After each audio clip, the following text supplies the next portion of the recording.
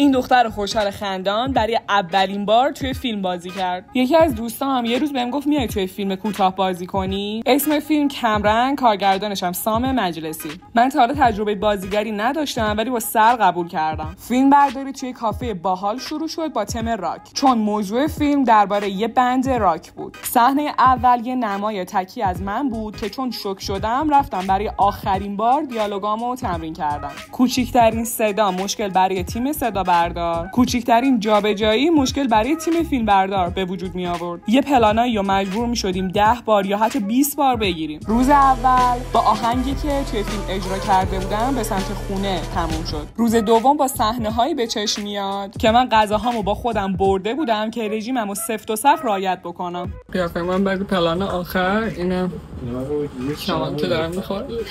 و فیلم برداری روز دوم حقیقتا پرچالش تر بود. گیریم به هم ریخته و صحنه‌های افتادن و اکت‌های خیلی زیادتر. حتی به خاطر جابجایی صحنه‌ها گیریم به هم ریختم و مجبور شدم دوباره از اول درست کنم. ببین اصلا معلومه که قیافم دوباره یه روزی اون شکلی بوده، دوباره از اول ساختم. فیلم سلینا اومده بیرون و تو میتونی از یوتیوب ببینیش. خلاصه که تجربه بازیگری به معنای واقعی کلمه تو اولین فیلم زندگیم خیلی برام خفن و شیرین بود. امیدوارم مسیرم همینجا تموم نشه و بتونم کلی چیز دیگه تجربه کنم. راستی ما فیلممون رو فرستادیم برای یه فستیوال، پس هرچی توی یوتیوب بیشتر از ما حمایت کنین بیشتر امکان موفق شدنمون هست. همه چی هم تو کپشن به توضیح دادم.